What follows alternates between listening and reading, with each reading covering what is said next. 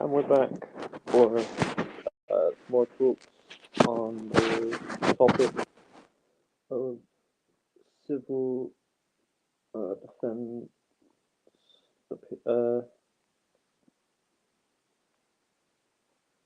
It should be civil defense appealed. I thought it was that.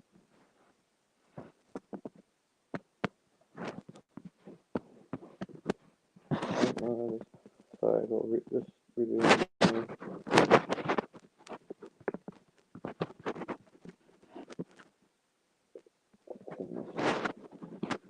How it's spelled.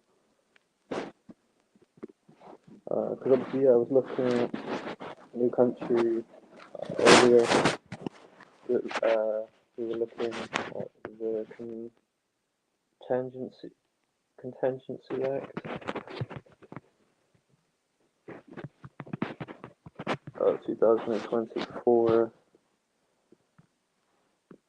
Yeah, Contingency Act. The Act deals with emergency preparedness and establishes a clear role and responsibility for those involved in emergency preparation response at the local level. And now that this thing has been introduced, when it comes to civil defences, a lot of that's just been kind of removed, and I guess that kind of it makes a lot of civil cases within the United Kingdom, from having conversations with my father, he says that anyone could make a lawsuit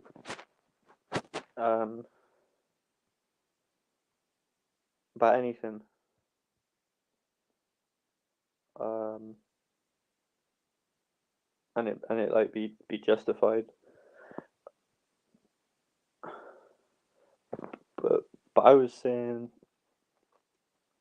so if they're not going to do things from the civil aspect, people with human rights and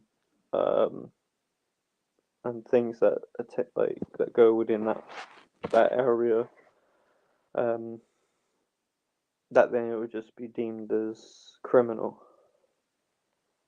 That the liberties that we have are rewarded to us. It's not necessary. It's not something that you're entitled to. And so and that would the defenses. Where is it?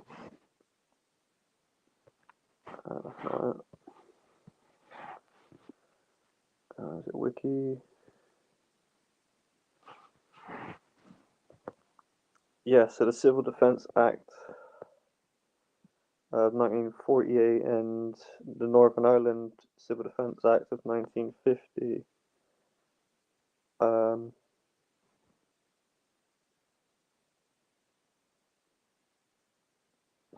It seems as though it's tackling, from reading the notes, it says that provides a civil protection solely in terms of civil defense, which defines as measures other than actual combat for affording defense against a hostile attack by a foreign power.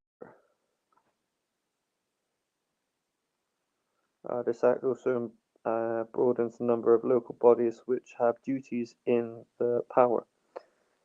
So a lot of the the training that companies and a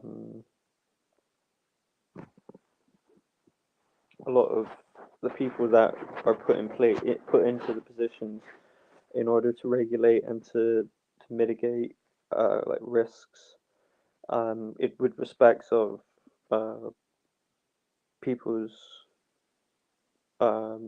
liberties and freedoms, because obviously we're not all the same. So like freedom of religion, freedom of speech, um, but also like terrorism would also fall into that because it's not necessarily like you could have terrorism without it being physical. Like it doesn't have to fall into the category of torture and um, malice intent, but it's more so of the intimidation and aggression, um, like vocally, that isn't necessarily brought in within the scope from from my understanding as I've seen thus far. But obviously, I'm still like 5 seconds into this.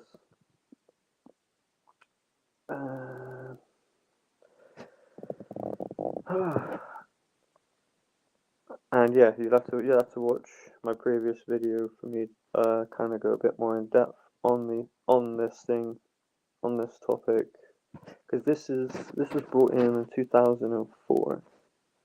Um,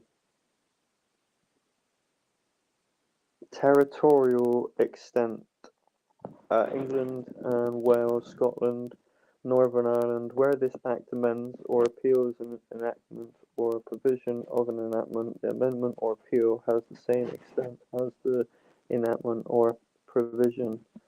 So that we got the royal assent on the 18th of November. We've not long gone past the 18th of November, but yeah, 2024. And the status of it is current legislation. Right, it's got the green light. An act to make provision about civil contingencies. So this is the authoritarianism that we've been speaking of in black and white in legislation today.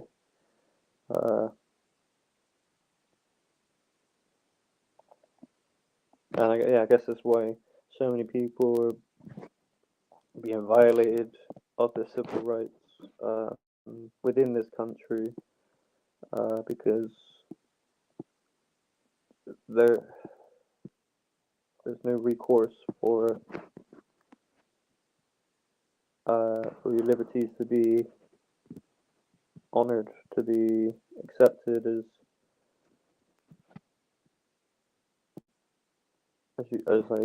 your human rights.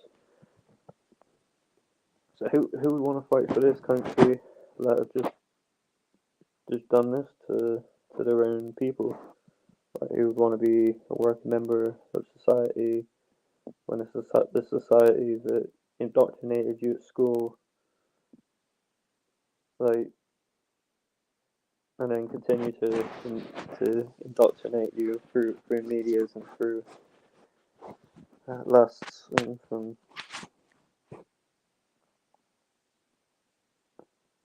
mental.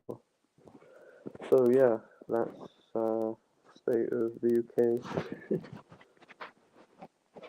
So that was. Oh yeah, let's have a look at the Coronavirus Act.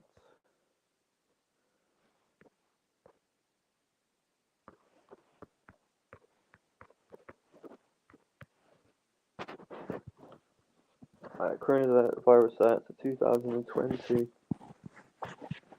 Okay, main provisions. There are currently no known outstanding effects for the coronavirus. Really? So immediately at the top of the thing, it says there are no outstanding effects of coronavirus. So did it exist? Was it real? Was it just the threat of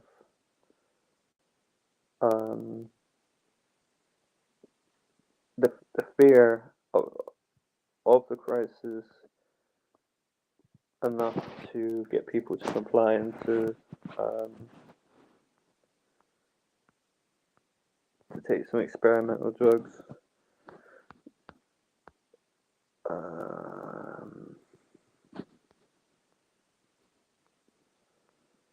Okay, so where are we at? Main provisions: the meaning of coronavirus and related terminology. So look at that. The meaning. Coronavirus means severe acute respiratory syndrome. Coronavirus SARS-2. Coronavirus disease means COVID-19, which can be caused by coronavirus. The designation of the disease which can be caused by coronavirus, the official. A conference in this adds to infection or contamination, however expressed in a reference to infect or contaminate with coronavirus.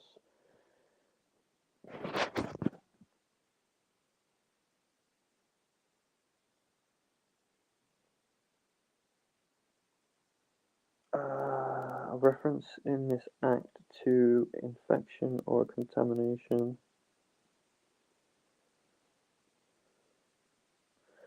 But a reference to this act to persons infected by coronavirus, however expressed, does not, unless a contrary intention appears, includes persons who have been infected but are clear of coronavirus, unless reinfected. What?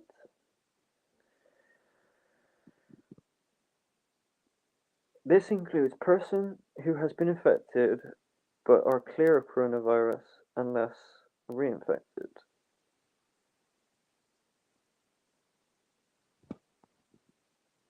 There's really not a lot of studies on this for it to really. It's like you've given it names, talking about transmissibility and contamination.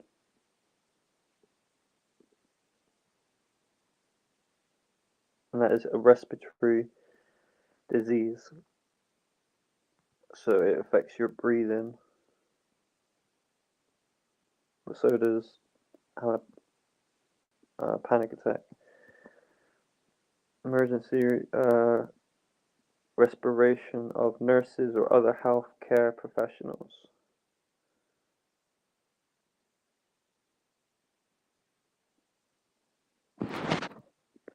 Restoration. Emergency restoration, is that what it says? The nurse of the midwife order. There are no current.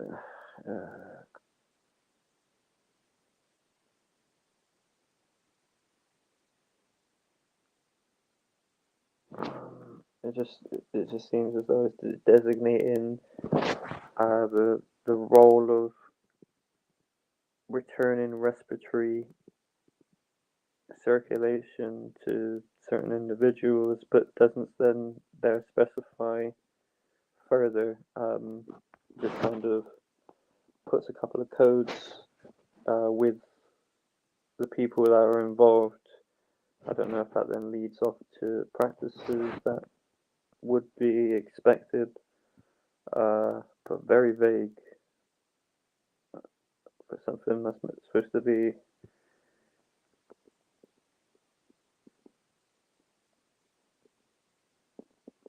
useful for others to be educated on the matter. Seems like you've got to do some more looking to find something that should be easily accessible. Especially if you want to help the situation, if you want to confuse it, then you would you'd make it as vague as possible. Emergency volunteering leave. Again, there's nothing. There's one word. There's one sentence. Well, four sentences. This version of this provision is prospective. There are no currently outstanding effects of the coronavirus. See section 8. Schedule 7 makes provision for emergency volunteering leave. And then you've got textual amendment. That's all it says. That's all it says. Huh? Making provisions for voluntary leave. Yeah, and then you've got Schedule 7 makes provision. So where's Schedule 7?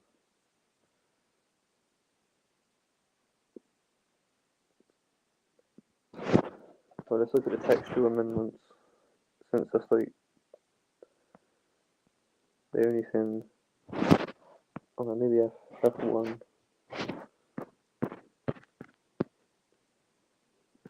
No, it's not.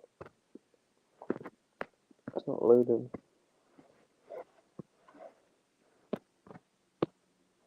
Go back. Okay, registration of deaths and stillbirths. So, Part 1 schedule contains temporary modifications of legislation relating to the registration deaths and stillbirths in England and Wales and related provision. So stillbirths. So I guess that's people that have been infected with the coronavirus as a result of the levels of infection is resulting in stillbirths.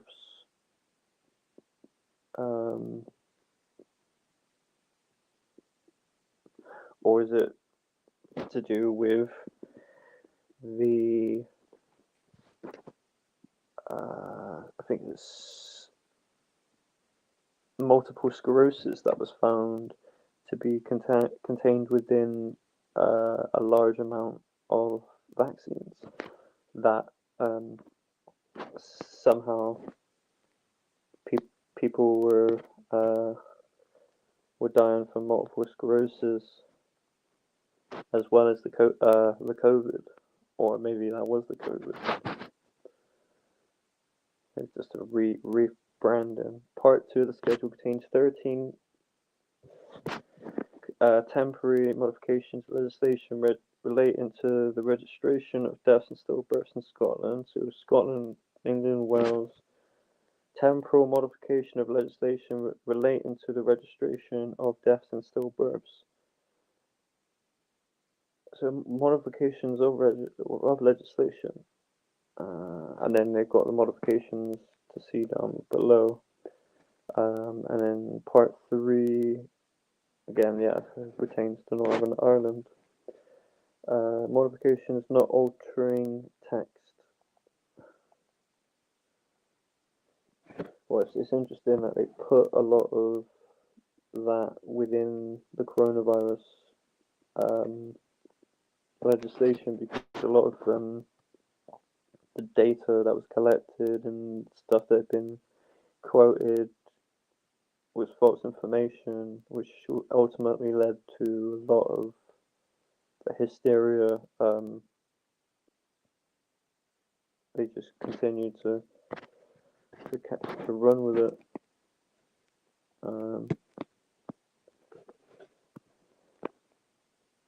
And they said that the Contingency Act would act as though a stopgap for the coronavirus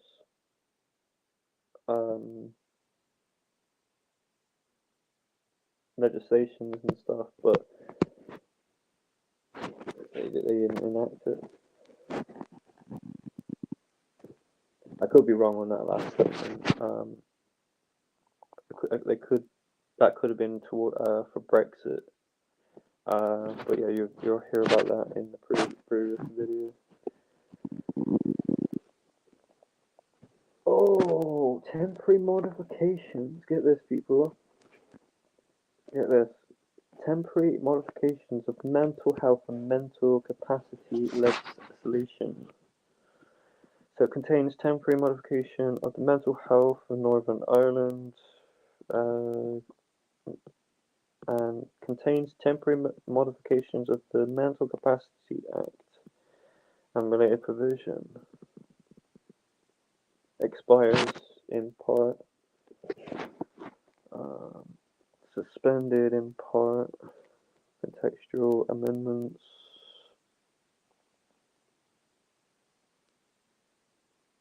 Right, so this is the England and Wales textual amendments.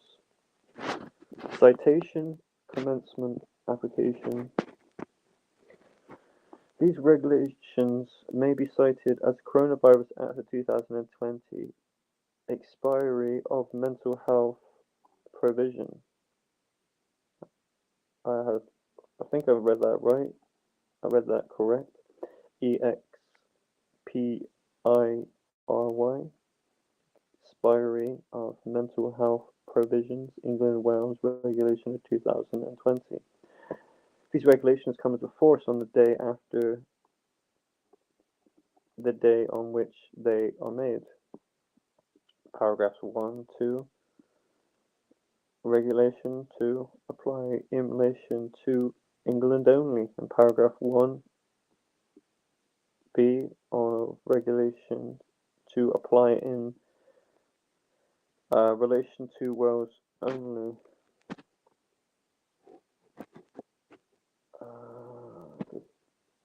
Go back.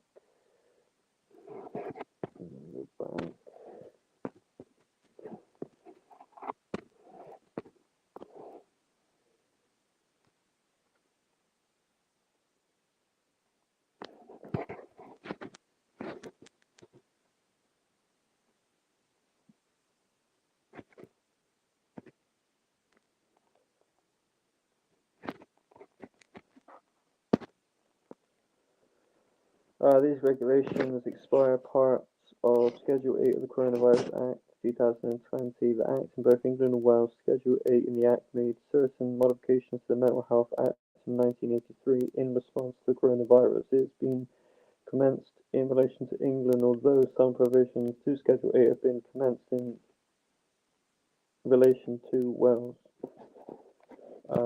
The Act, insofar as those provisions apply to England, it does not, however, expire Part 3 of Schedule 8, which makes transitional provision, and nor does it expire Section 10(1) of the Act or Part 1 of that schedule, insofar as those provisions related to Part 3 of Schedule 8.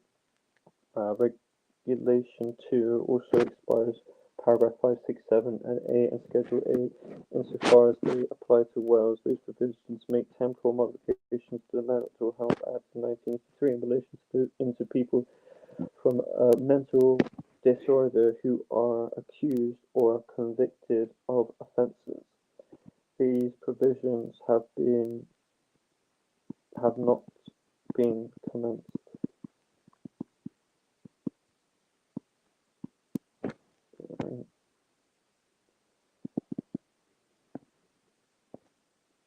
So that's the status, I guess. And that's the Coronavirus Mental Health Act. I have to find. Okay.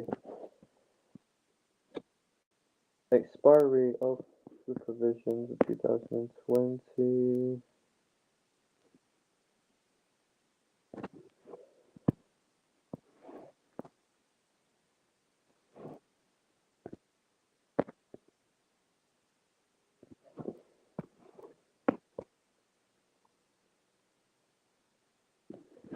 So this was the last time that we looked at this in 2022. Like that was the latest update on this Coronavirus Act. Section 10. That changes over time. How do I get?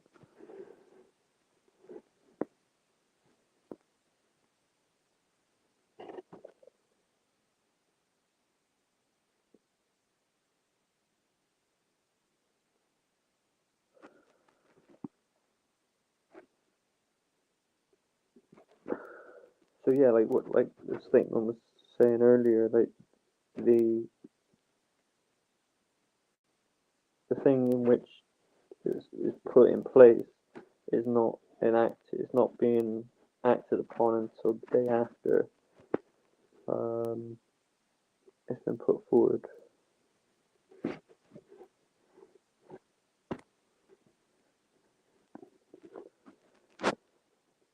NHS continuing healthcare assessment,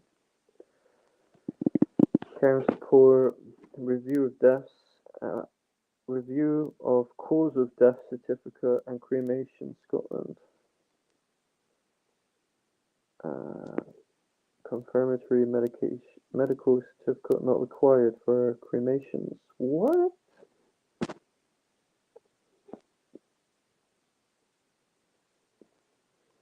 At, at the end of the period of which this section has effect, it continues to apply in relation to the cremation of the remains of a person who died during that period, but those whose remains have been cremated unless at the end of that period a medical certificate had been completed in relation to the deceased person for the purpose of Regulation 16(1)(ci) of the Cremation in England and Wales. They don't need a certificate to cremate your body. They don't need no.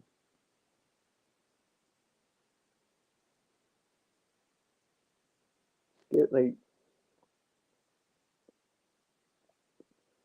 they're under no regulations. Extension of time limits for retention of fingerprints and DNA profiles.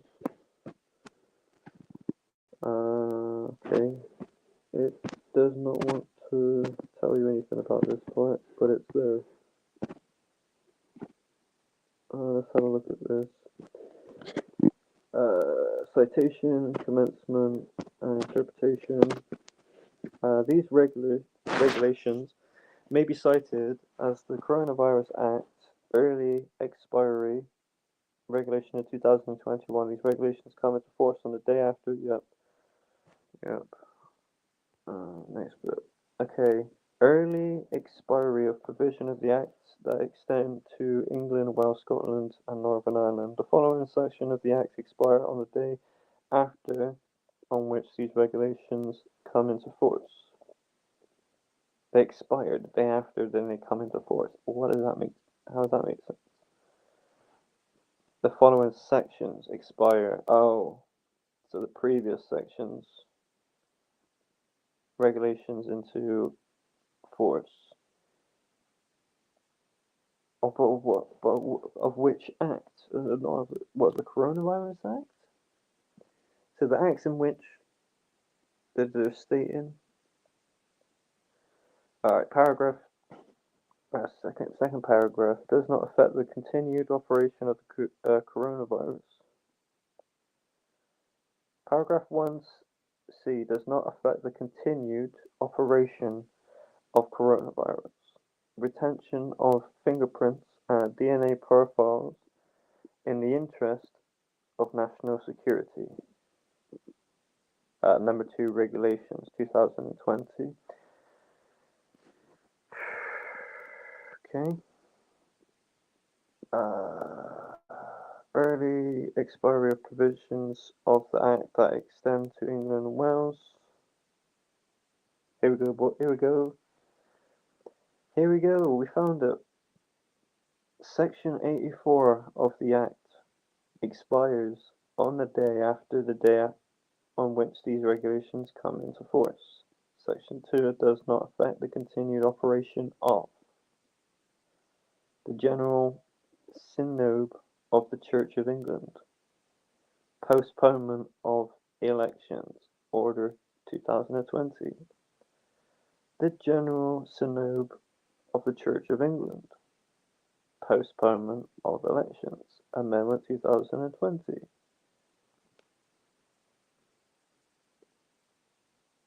So the Church of England are even mentioned in the Coronavirus Act.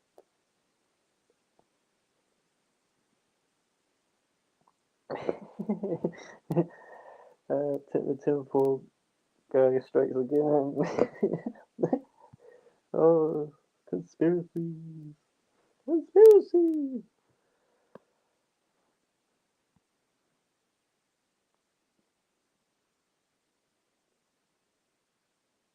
Oh, man learn from history. And man never learn from history.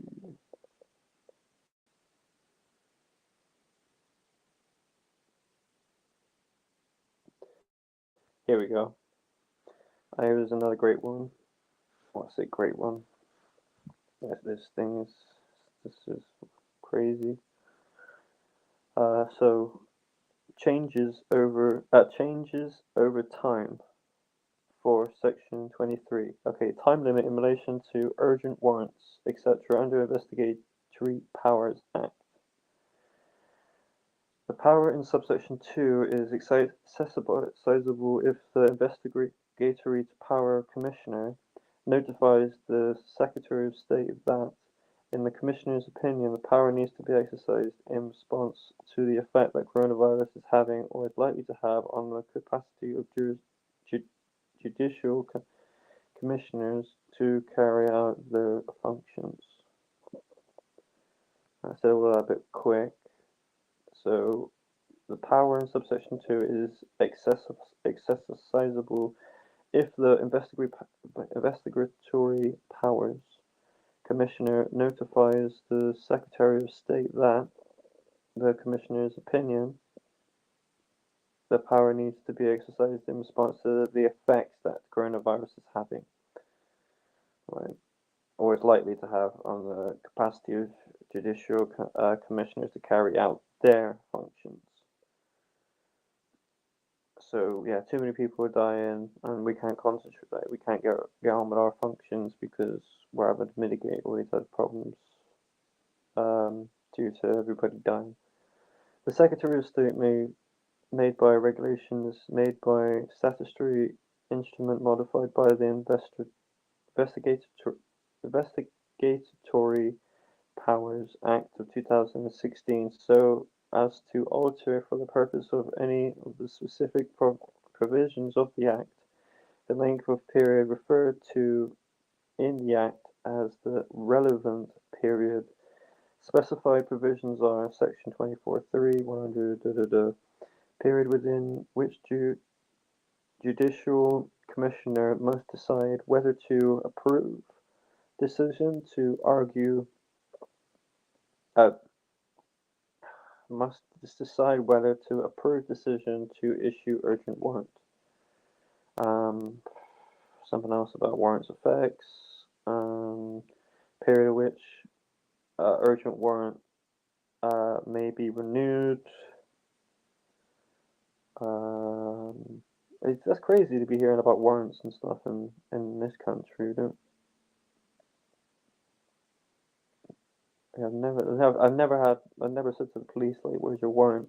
Like, but they need one, especially with the courts if they're going to take your house. But yeah, a lot of people just don't know these things.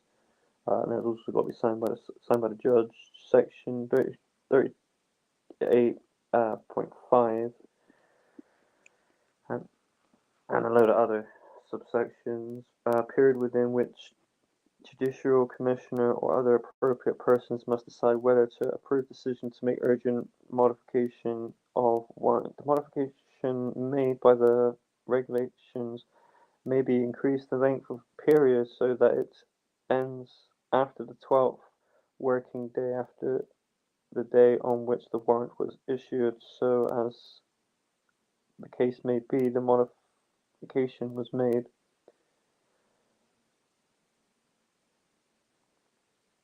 Okay, so the modification made by regulators may not be increased the length uh, of a period so that it ends after the 12th day, um, after on which the warrant was issued. So you got 12 days with these warrants. The regulations may make consequential, supplementary, or transitional provision.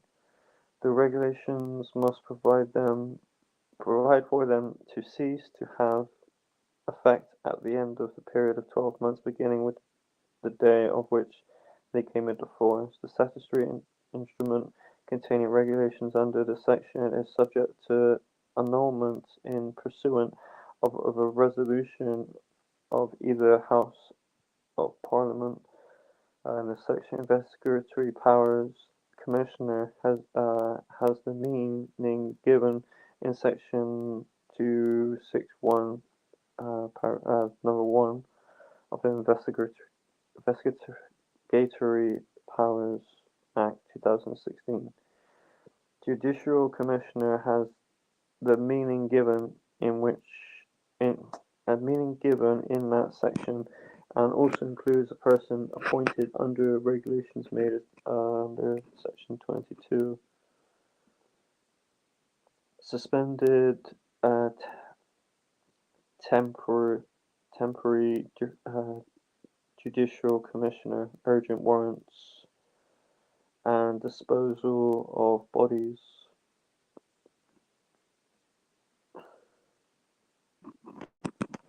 So it's like talking about a body shop.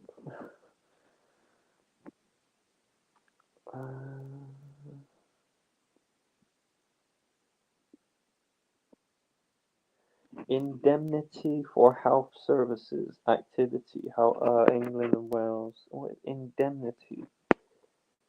Huh? Indemnity.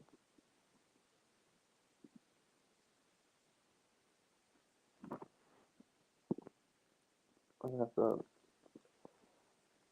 find out what indemnity. Indemnity.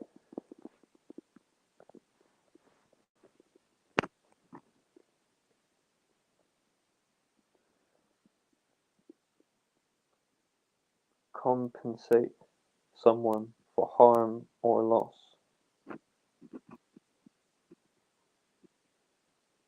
In, indemnify.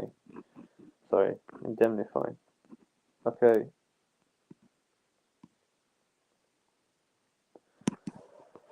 The appropriate authority may indemnify a person in respect of acquiring liberty incurred by a person, or make arrangement for a person to be indemnified in respect of a qualifying liberty incurred by the person by an authorized person. Subject A. Reference in this section to qualifying liability are to a liability in tort in respects of or consequent on death, personal injury or loss arise out of or in connection with a breach of duty or care owed in connection with the provision after the coming into force of this section of a relevant service. Relevant service means a service which is provided by a person as part of a health service and which relates to caring for or treating a person who has or is suspected of having coronavirus disease, whether or not in respect of that disease. What? Whether or not in respect of that disease. So they everybody needs to be treated like a coronavirus victim, even if they're not a coronavirus victim. That's the first point. Caring for or treating a person other than a person with subparagraph who has been or is subject of being infected or contaminated. Huh? Caring or treating for somebody that has been or is suspected of being infected or contaminated. In respect of that infection or contamination or suspected infection or contamination or diagnosing or determining whether a person has been infected or contaminated. Or are they struggling to breathe? Are they not wearing a mask?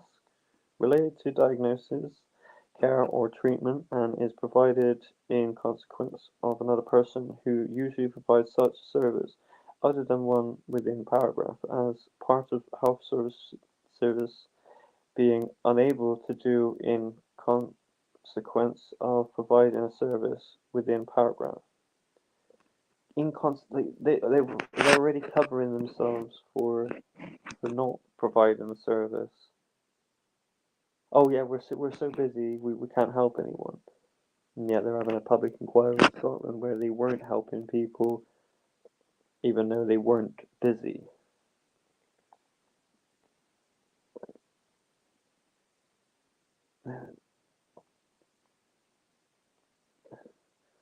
But still just ran with the message, we're too busy, don't come to the hospital. We can't help you. We don't want to give you infection for the place that treats it. Caring for or treating persons, yep, diagnosing, okay, relating to diagnosis, care or treatment, and is provided in consequence of another person who usually provides such a service.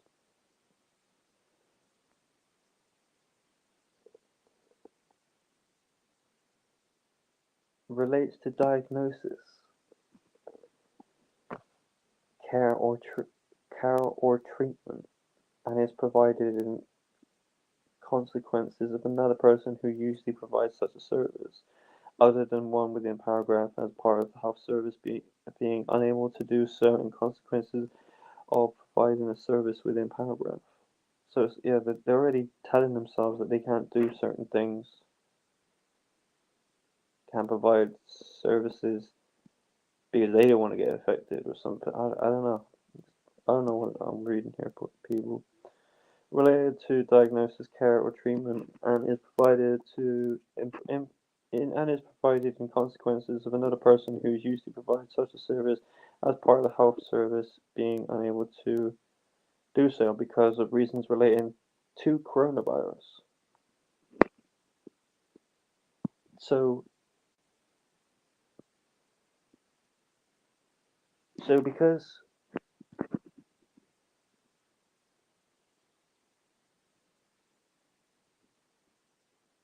coronavirus exists, and because of what coronavirus can do, we can't have you look after the person you would normally look after because of what coronavirus can do. Like, I, I'm starting to think this is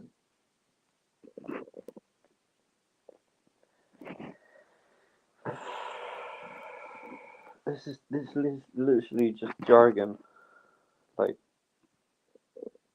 it.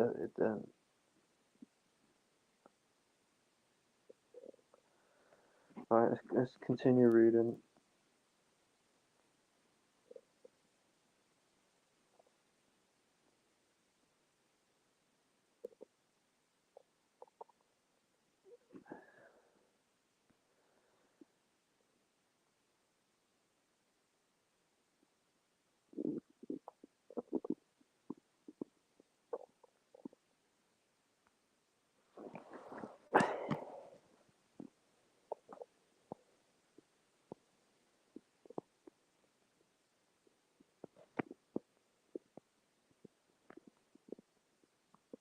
Sorry, I'm still reading. I'm a bit like lost for words on all this. It's not. Okay.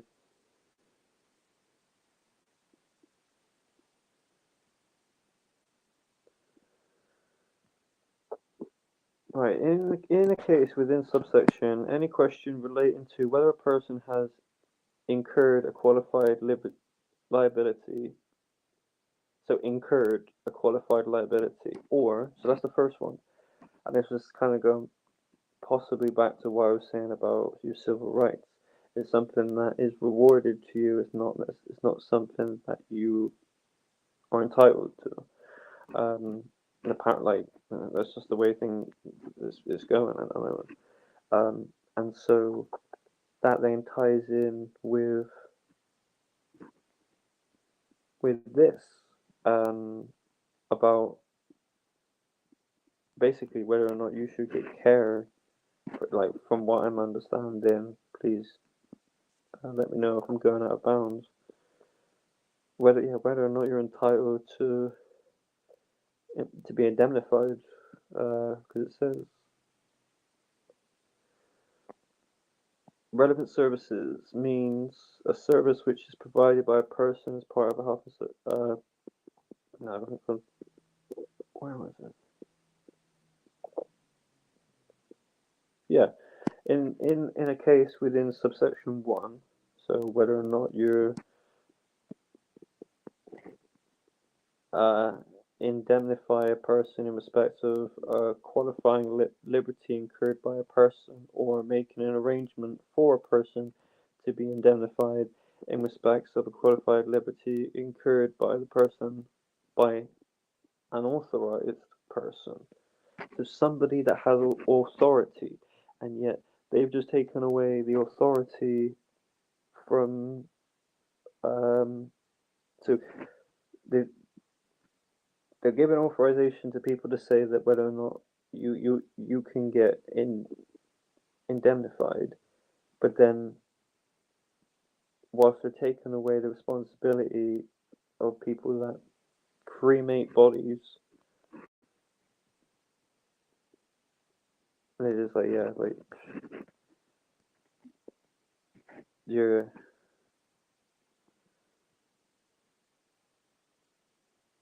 you, your butcher could do it, like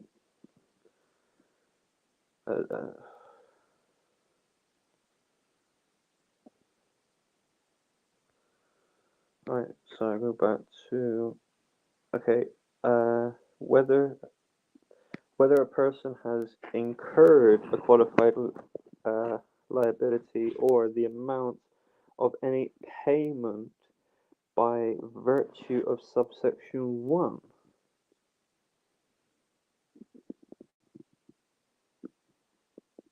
What? It is to be determined by the appropriate authority, not your doctor, not your GP, not anybody, but whatever the WEF say is has been given a power. In the case within subsection 1b, any question relating to whether a person has incurred a qualifying liability to be determined by the authorized person. Any question relating to the amount of any payment by virtue of subsection 1 is to be determined by the authorized person in accordance with the arrangement. So yeah, they're going to tell you how much you're going to pay. If whether or not you're qualified. Subsection 1 does not apply where arrangements are already in place, where whether under an insurance policy or otherwise, for the person to be indemnified in respect of the liability. In this section, the appropriate authority means in relation to a relevant service provided as part of the English Health Service, the Secretary of State. In relation to the relevant service provided as part of Welsh Health Service, the Welsh Minister, authorised person means person authorised by the appropriate authority. The Health Service means the English Health Service or Welsh Health Service. They got to give you the definitions of these words. The English Health Service means that the health service continued under Section 1 of the National Health Service Act of 2026. something that was put in place 2 years after the other act we were looking at.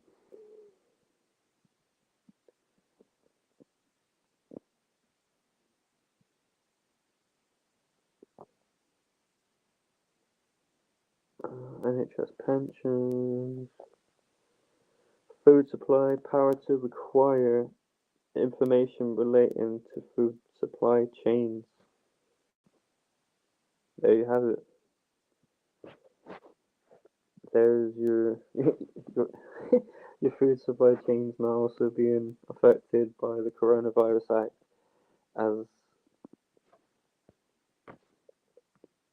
as more controlled measures on the population.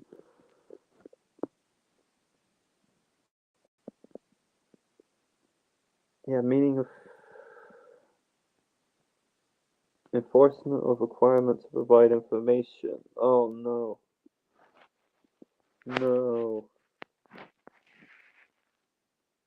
I'm gonna end the stream on this one.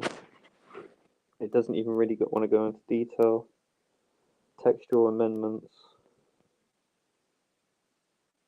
There's really not a lot there, but it's just a statement that says it doesn't have much more in it. Enforcement of requirement to provide information.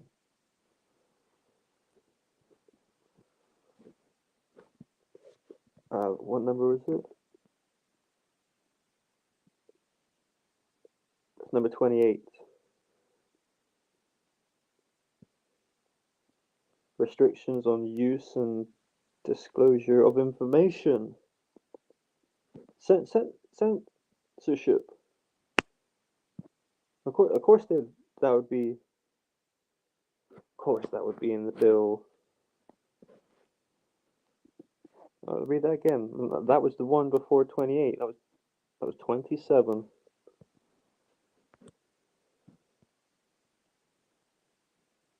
Restrictions on use and disclosure of information. Even when you go onto WEF's website or WHO, it will say the information provided in this website cannot be distributed. Like they will legally go after you. So even me going on Wikipedia and doing all of this, like they're not going to be happy. They're not going to want that.